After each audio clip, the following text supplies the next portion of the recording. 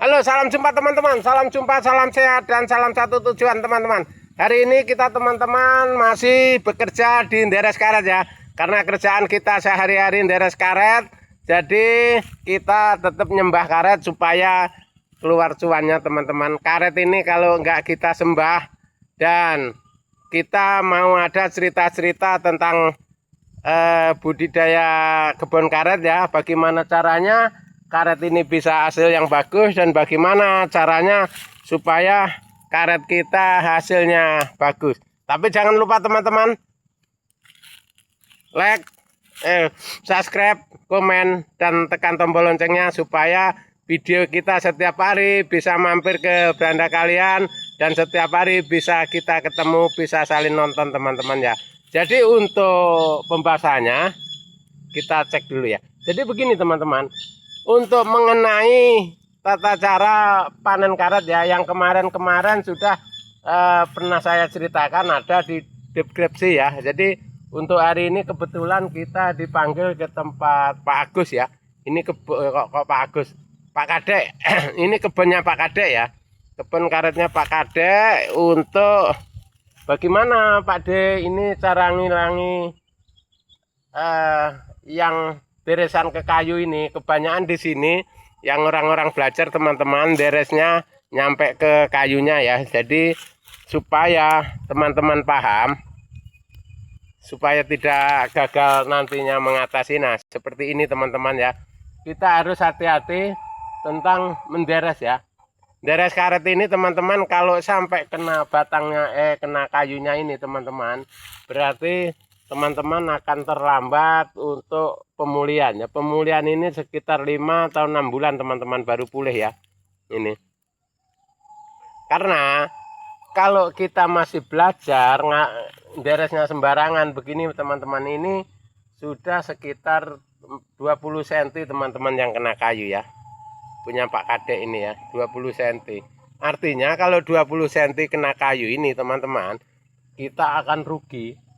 Rugi ini puterannya, kulitnya supaya tertutup dari kulit ini nanti sekitar 6 bulanan teman-teman. 6 bulan, 5 bulan, atau 5 bulan sampai 6 bulan baru tertutup kayak kulit biasa ini ya.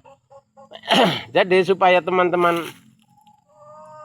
mau bagus ini, cara deresnya hati-hati. Terus cara mulihkan ini teman-teman, itu kita gas sama pupuk teman-teman ya. Kita banyaki pupuk urea untuk masa pertumbuhan kulit ini dan daun ya. Nah, karena kalau daunnya subur, kulitnya tetap makmur ya teman-teman, karena asupan dia itu dari pupuk tadi. Jadi teman-teman, kalau sudah kita kasih urea misalkan ya satu genggam ini. Nah kalau ini karena tanaman ini jaraknya 2,5 meter, kita kasih tengahnya aja, tengahnya itu. Tapi dikoak teman-teman ya, jangan ditaburkan. Kalau ditaburkan musim hujan ini kita nggak berguna juga. Kita yang makan pupuk kita itu sungai ya, itu ikan-ikan yang gemuk nanti ya. Jadi kalau tanaman kita karena kena hujan ini larut, apalagi hujan di Kalimantan ini selalu deras ya teman-teman ya, bisa banjir juga. Jadi makanya teman-teman harus perlu paham untuk mengenai tanaman-tanaman itu cara mupuknya ya teman-teman ya. Kalau mupuknya ini teman-teman cukup di lubang 4 penjuru, sudah cukup 4 penjuru cukup. Itu aja. Misalkan teman-teman nggak mau satu genggam satu lubang ya 2 sendok atau 3 sendok. Nah karena ini karet ini sebenarnya kalau pakai ukuran sendok itu nggak terasa teman-teman. Ini minimal 1 on ini. Kalau 1 on dibagi 4 itu ya sedikit-sedikit gitu. Kalau enggak ya 4 on. Yang lebih bagus 4 on ya. Kalau pupuknya kalian banyak enggak Pak, itu malah bagus itu teman-teman. Oke teman-teman, terima kasih. Karena kita itu teman-teman, kalau kita selalu pupuknya bagus, insya Allah ini tetap pulih ya. Nah jadi mengenai pupuk tadi teman-teman adalah kita campur pakai TSP yang asli teman-teman ya. Kalau kalian belum tahu pupuk asli sama enggaknya, sampai beli yang termahal di toko, itu artinya yang asli. Karena toko ini teman-teman, toko pertanian ini lebih pintar daripada kita-kita ini. Dia asal yang mahal, itu berarti yang kualitasnya tinggi. Jadi kita itu beli yang mahal aja. Jangan teman-teman ada berapa jenis itu, ini Pak D, ini yang murah, ini yang nomor 2, ini yang nomor 3. Kita beli yang mahal itu. Kalau pupuk itu yang mahal, berarti yang berkualitas teman-teman.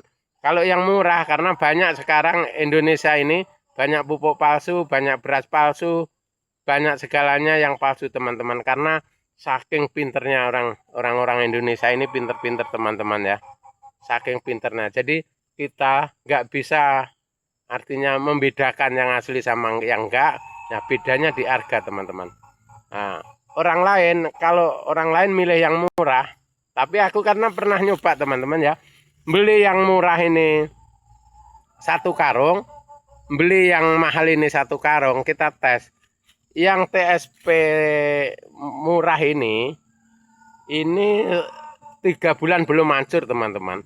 Tapi kalau yang TSP mahal, nggak bulan-bulan kita rendam pakai diremes sama air itu paling setengah jam itu paling lambat itu teman-teman udah hancur.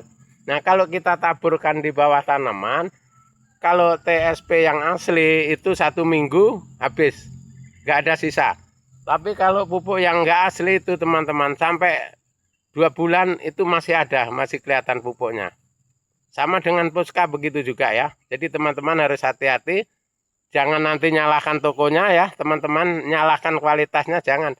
Kalau beli pupuk itu hati-hati, pilihlah yang mahal supaya nanti tanaman kalian bisa terjaga dengan bagus ya. Nggak asal-asal beli pupuk, wah aku dapat pupuk murah di sana, wah beli lagi. Jangan teman-teman, itu akan sia-sia tanaman kaliannya. Oke, terima kasih teman-teman, semoga bermanfaat. Sampai jumpa di video kita yang akan datang.